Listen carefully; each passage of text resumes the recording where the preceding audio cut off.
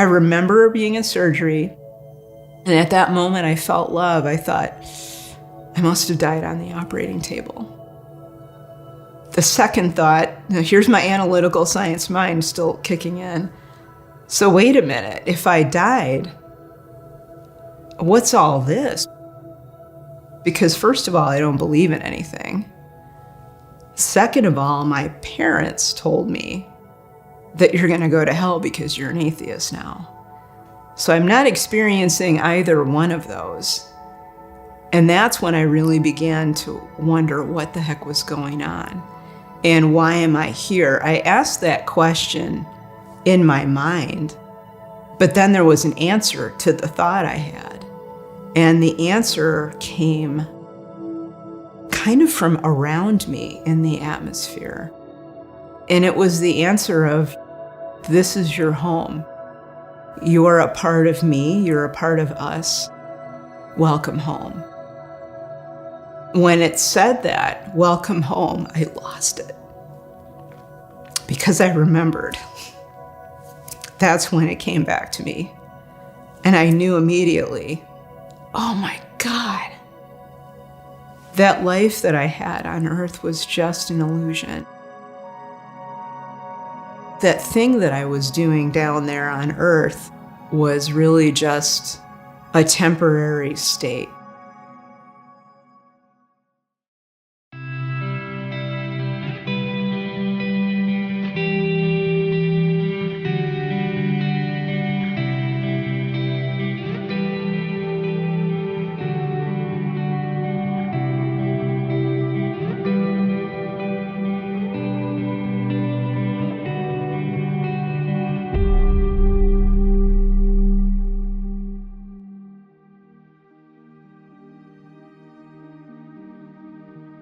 I'm Nancy Ryans.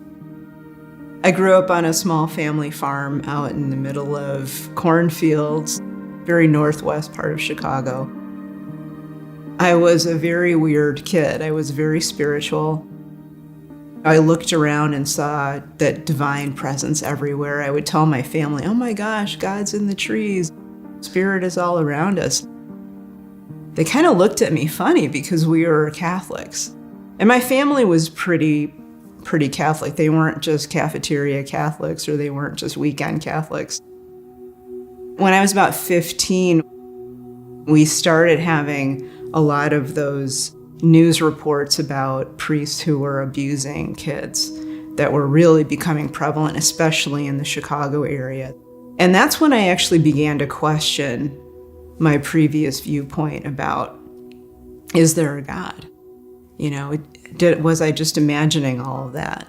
And so by the time I would say I was 16 or 17, I had pretty much decided that God didn't exist, because if he did exist, how could this happen? And that cemented my movement away from religion or spirituality. I went into college and got a series of degrees in geology. So I became a really rational scientist, very material focused. By the time I was in my mid-20s, I was a pretty firm atheist. After college, I worked for the Department of Energy for a while, doing very scientific things out in the Western United States. And it was mostly became scientific writing, because I was actually quite good at writing, and a lot of scientists weren't. So I would do editing for them for the journal articles they were writing or books they were writing. And that pretty much kept me through, the rest of my career up until my mid-40s. I was 46 years old. I had moved to Boulder, Colorado. I was beginning to feel a bit dissatisfied with where I was in life. Some things had not gone well. My marriage had ended. And I was in that point of really questioning what was going to come next for me. So I started looking for another job. I thought, what I needed really was another job, a different job somewhere else, or, maybe in Denver or something. A little bit later that month, between Christmas and New Year's, I took a week off from work. So I went out for a bike ride. Just do a little bike ride around town, drop off some stuff at the library and run a couple of errands, and then go out on a trail ride. I went into a traffic circle. The bike lane that I had coming in just completely went away, and the roadway got really narrow. So I rode into it very cautiously, and I kind of eased my way in, noticing that there was some traffic coming in from my right, from the highway, into this traffic circle. And it looked like they were slowing down. At the last minute, that lead SUV, instead of stopping, she actually sped up. I was in a really bad spot because I was right there at where she was coming in. And all I could do, there was this instinctual response as I put my hand out. I have no idea what happened from the time I put my hand out till I ended up on the hood of her vehicle. So somehow I flipped up off the bike, up onto the hood of her vehicle, looking in at her, and she's texting. I'm actually trying to pound on her windshield, and she kept driving. She didn't see me like literally right in front of her, and I couldn't hang on. The hood of her vehicle was so slick. So I slipped down, desperately trying to grab onto something, but I couldn't find anything to grab onto. And I hit the pavement, and I heard the crack of my helmet, and all of a sudden she was over the top of me. Somehow my backpack got caught on something underneath of her vehicle. And at the same time that happened, I reached up with my right hand and grabbed her axle. I don't know how long she technically dragged me. It was at least 60 feet. And what finally happened is that the guy that was in a truck behind her saw what was going on, was able to get around her, and he drove his truck around the traffic circle the wrong way and just stopped in front of her. So I kind of owe my life to this guy. As soon as she stopped, I started trying to wiggle my way out from underneath of the vehicle. I got to the point where my shoulders were out from underneath the front of her vehicle. And at that point, a woman came up and she just said, "I'm a nurse, just stay where you are." And I thought, what's the big deal? I'm just gonna get up and walk away. And she said, "No, you were just you're in a serious accident. I just need you to stay on the ground." So when the paramedics came, they, of course, were starting to try to figure out what was going on with me medically. And as soon as one of the guys touched the side of my neck, I just screamed at the top of my lungs. It was just so painful. And that's when I realized I was in pretty bad shape. So they brought me to the trauma center. I had a head injury. I had the cracked collarbone, 5 ribs that were broken in multiple places. I had a collapsed lung, but the main damage was really to my neck and my back. The doctor basically said, well, every process in your back is cracked. And you've got major damage to your neck vertebrae and then your lower back vertebrae. So they called in a surgeon who decided that he could fix it. He was going to go in there, clean up all of the broken bits, and then put titanium rods up and down my back on either side of my spine. And that surgery was scheduled for the Monday after this accident, so like 3 days later. I had an unbelievable fear of death coming up to this. That was the biggest fear of my life, was the fear of death. I was absolutely mortified by that one fear. It paralyzed me in so many ways. So going into this surgery, I was really scared and almost had myself convinced that I wasn't going to make it. They were wheeling me in. They got me moved onto the operating table. The anesthesiologist came up, and, as soon as he administered it, within like 3 seconds, I was, drifting off. In a normal surgery that I've had a few before. It was just gray nothingness, and then they were waking me up in the recovery room. This time I drifted off, and I was even more awake than I was before the anesthesia. And it was that moment that I realized something really weird is going on here. I woke up, and what I'm looking around at is this beautiful hillside. It's sort of like in a meadow, so there's low grass and flowers all around me. But I'm on the hillside looking out over a series of rolling mountain ranges. And I thought, well, this is kind of a cool hallucination. I could do this while I'm in surgery. The first thing I noticed was this wave of peace.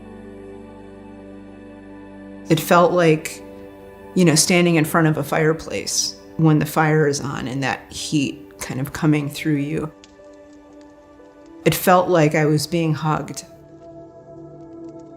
But there was this big moment of feeling acceptance and really just unconditional love coming into me. And it was powerful. And that's when I knew something was not right. And I thought, oh my God, I died. I thought I died. I remember being in surgery, and at that moment I felt love. I thought, I must have died on the operating table. The second thought, now here's my analytical science mind still kicking in. So wait a minute, if I died, what's all this? Because first of all, I don't believe in anything. Second of all, my parents told me that you're going to go to hell because you're an atheist now. So I'm not experiencing either one of those. And that's when I really began to wonder what the heck was going on and why am I here? I asked that question in my mind, but then there was an answer to the thought I had. And the answer came kind of from around me in the atmosphere. And it was the answer of, this is your home. You're a part of me. You're a part of us. Welcome home. When it said that, welcome home, I lost it. Because I remembered. That's when it came back to me. And I knew immediately, oh my God, that life that I had on earth was just an illusion. That thing that I was doing down there on earth was really just a temporary state. And this is real. It was like so obvious. I all of a sudden saw someone kind of materialize out of fog. And she was very ephemeral, so vaguely a human. And she had what appeared to be long hair, but I was never able to see her face because it wasn't about her. It was about me learning what I needed to learn. And that's what she said. It's time for you to learn what you need to learn in order to go back and make your life one that would be worth living. And those were pretty much her exact words. And I'm like, whoa, I'm not going back there. What, are you kidding me? I am not going back to that place. She said, well, you've already agreed to go back. And I said, I was kind of going back to my younger self when I was kind of a pain to be around with my parents, as I was always challenging them. So I was challenging her, like, I don't want to go back there, and I don't remember agreeing to go back. She said, well, you did that before you were born into your life, and so let me show you. And it was this weird movie moment where, like, in the air in front of me sort of materialized almost like a movie screen. And she showed me planning my life before I was born. So in a way, the experience was sort of planned out, and I got to see that. And there was a point at which I looked behind me, and all that was behind me was fog. It was this foggy gray. Whereas in front of me, it was this really vibrant, maybe it was a forest or a canyon I was walking in or a mountain or something. But behind me, it was just gone. And I asked her about that. I was like, what's up with this? And she said, the place that you are in now is not the ultimate reality of where you're going to go. It's sort of she called it a holding place. And she said, in this place, it is your place of learning. And here, what we do is we're making this an environment that is comfortable for you to learn in. Things that you enjoy, places that make you feel comfortable, and that will allow you to learn what you need to learn in order to go back and make your life one that's worth living. She would teach me things about not only the spiritual place I was in, but that everything was based on an energetic structure, not a physical one. Everything you see around you, it's an illusion. The more I thought about it, the more I knew it to be true. The equivalent amount of time that I was out on the operating table, because I did code, my blood pressure tanked, my heart rate stopped. The flatline part lasted at most about 2 minutes. If we were to do here what I did as far as places that I traveled and things I learned, it would take about 2 or 3 months here to do that. But it also seemed like forever there. You know, it was a completely different experience of, quote, time. What I realized from that is that it's not that time passes differently, it's that they are at the spiritual level outside of our perception of time.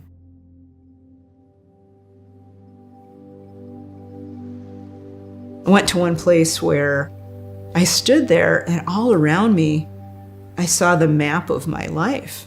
It was like this virtual reality map, like an old-timey, nautical chart, laid out all around me. And I was at the center, and there was this big, I think they call it a compass rose.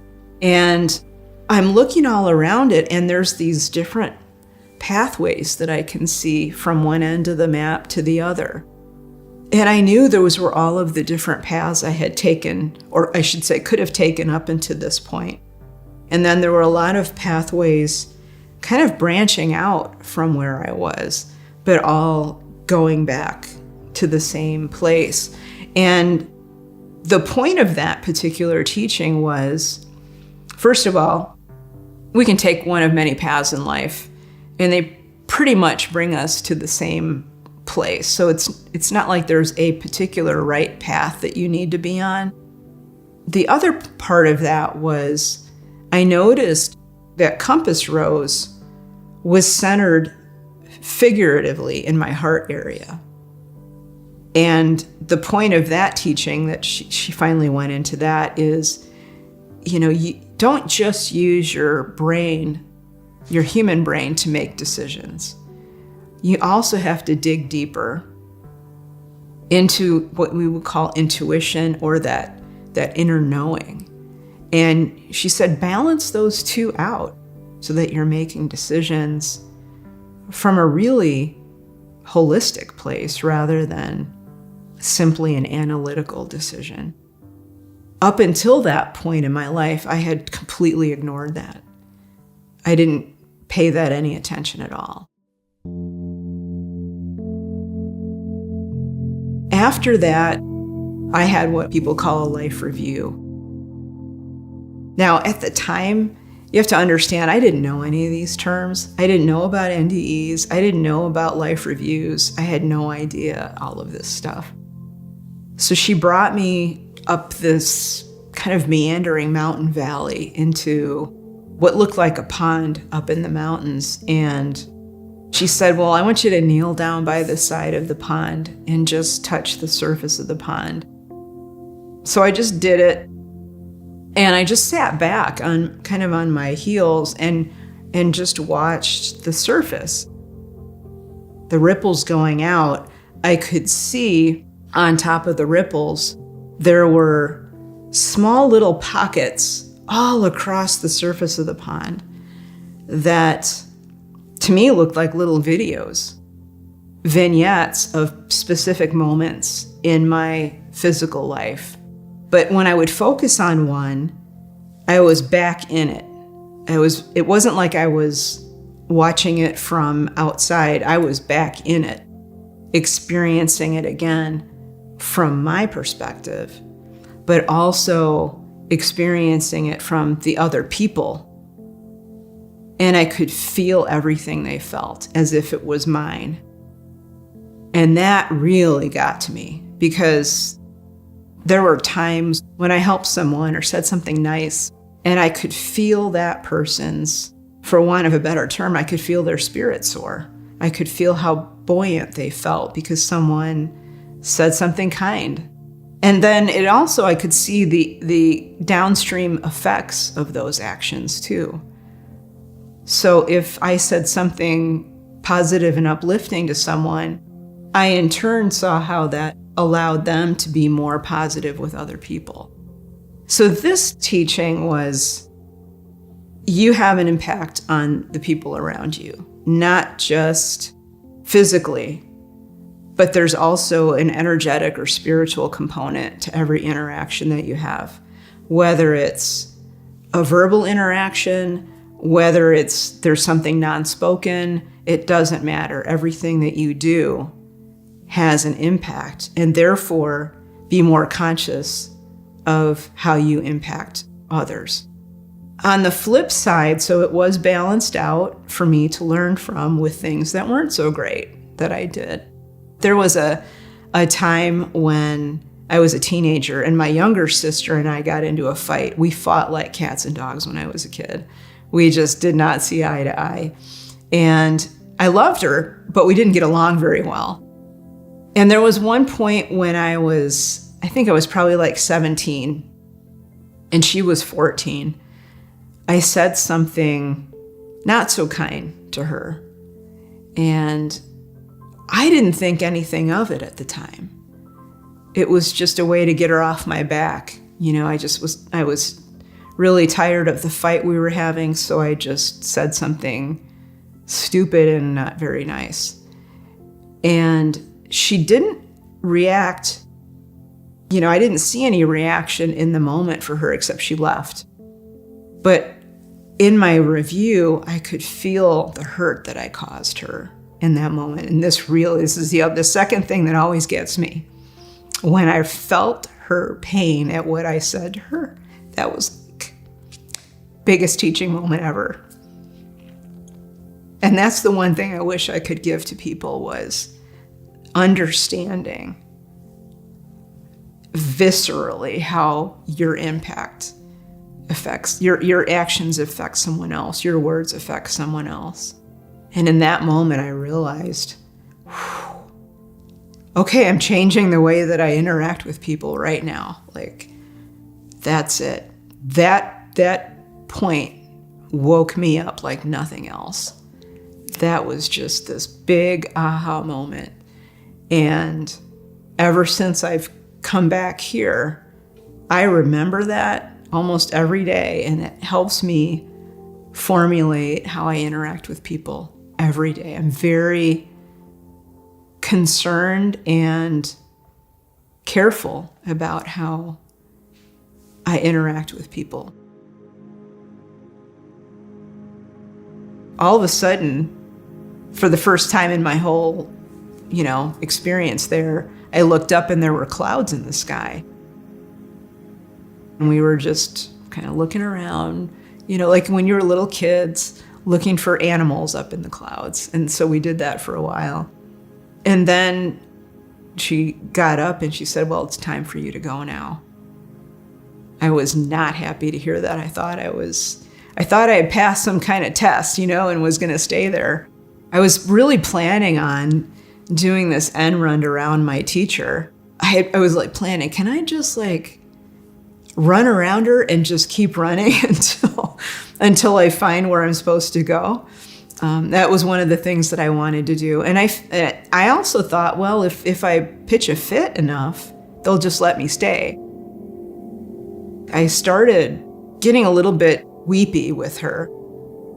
So at that point, she laid hands on my shoulder that was broken, my ribs, and right up here, because the top of my sternum was the part that was cracked. And then she sort of sent me back. And I woke up in the recovery room. I was actually screaming when I woke up. I was yelling, and I was not happy. I was really angry to be back. And the nurse who was helping me, she literally jumped back. But I kept yelling, where is she? Where is she? I don't want to be here. Can I go back? Can I go back? And they thought I was having some kind of psychotic episode, I'm sure. The anesthesiologist came in and talked to me a little bit. He got me calmed down.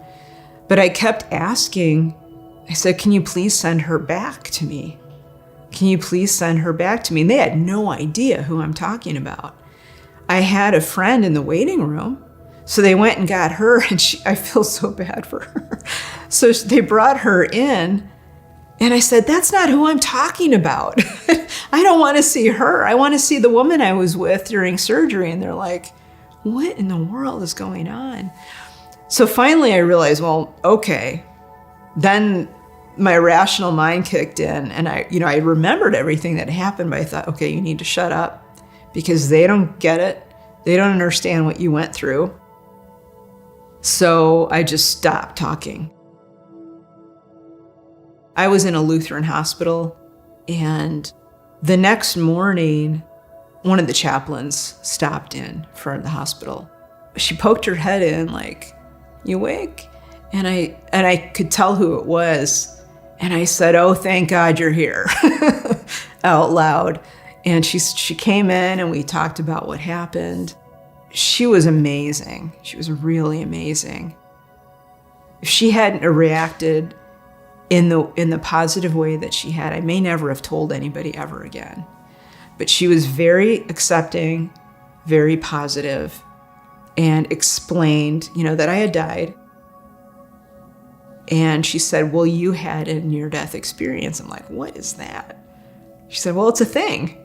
People die and then we bring them back and then they have these experiences. That was the first time I ever heard of NDE. She helped me to understand it was normal. I'm not crazy. It was a real experience. And now she said, now you need to start thinking about what this means for you.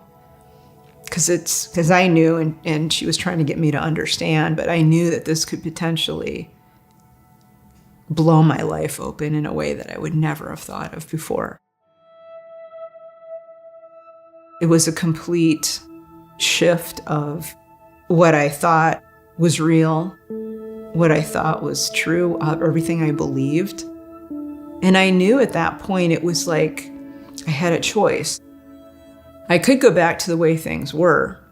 I could completely deny everything that had just happened. I could completely deny the experience itself, what I learned, and just try to go back to the way things were before. And that seemed, somehow safe because it was predictable. Like I knew that path. I was on it. I didn't like it, but I was on it. But this other path was a complete unknown. If I knew I could embrace what I learned and continue to learn from it, but I had no idea where that was going to go. And I really worried about what that would mean for my career because I was still in the sciences. I just assumed that I'd never be able to get a job again in the sciences because people would see that and, oh, she's crazy, we're not going to hire her. So I was really afraid of that path.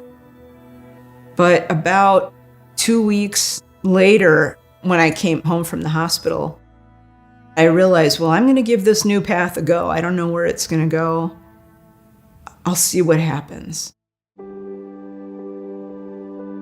I was out of the body cast in just like, I think 2 days over 4 weeks. And they expected that to be 16. So it was very rapid healing. What I started doing was I would go out in nature every day and meditate.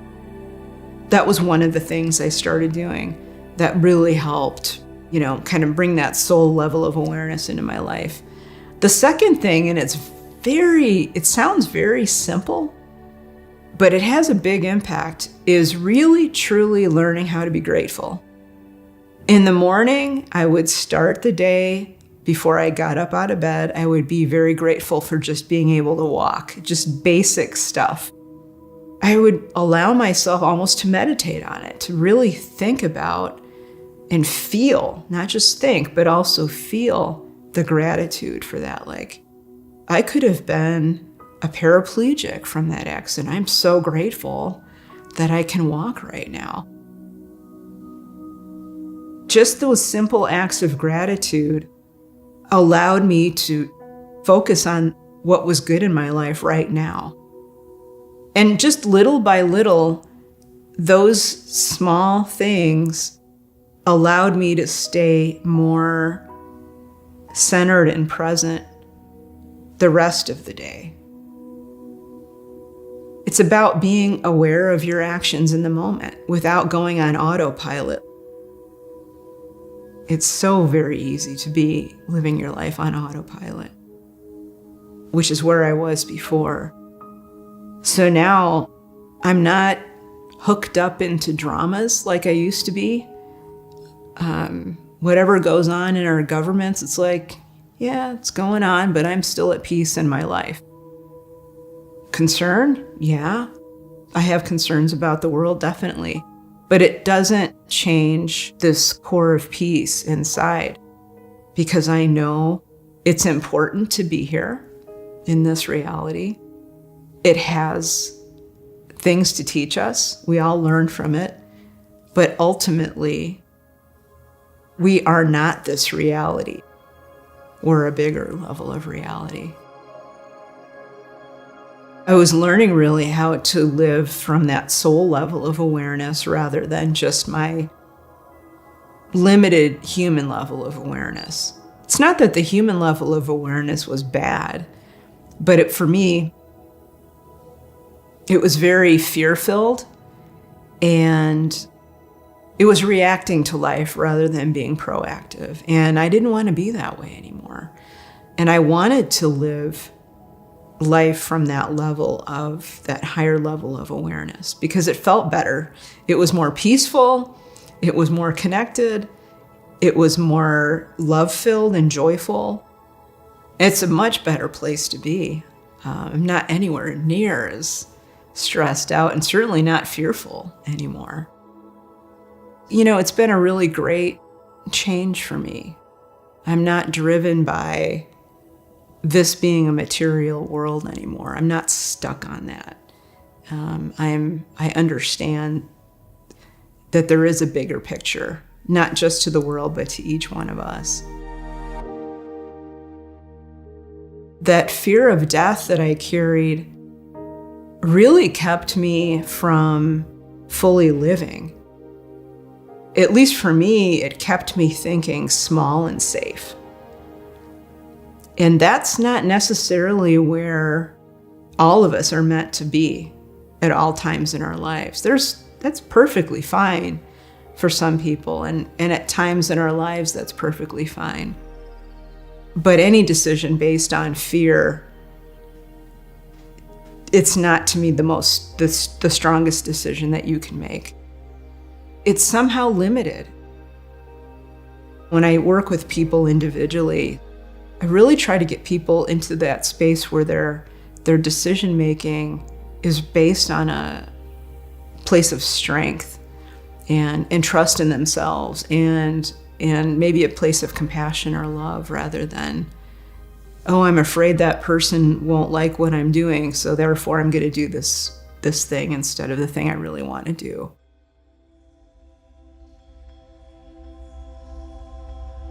For the vast majority of souls that come here to have a life experience, and it's funny because my teacher calls this a near-life experience, and so I just like to tell that to people. They consider this nearly life, but not real life. So all of us who are here to have this near-life experience, we come here for a variety of reasons. And some people come here to learn a very specific thing. A lot of us come here to experience things that we can't experience anywhere else, or that would be very difficult. Having a child, for example, you don't necessarily give birth while you're in heaven. So a lot of people like to come here and experience having a family or raising a family. This physical reality, it's like a crucible, meaning it's a very focused place where you can learn a lot of different things in a very short amount of time. And so the real challenge is narrowing down what it is that you want to learn while you're here. All those different reasons or purposes that people can have, there's one core. And that one core is to learn how to be here in this environment and still live from a place of love and compassion. Not just for your immediate family, but for everybody else. And that's the core purpose that we all share.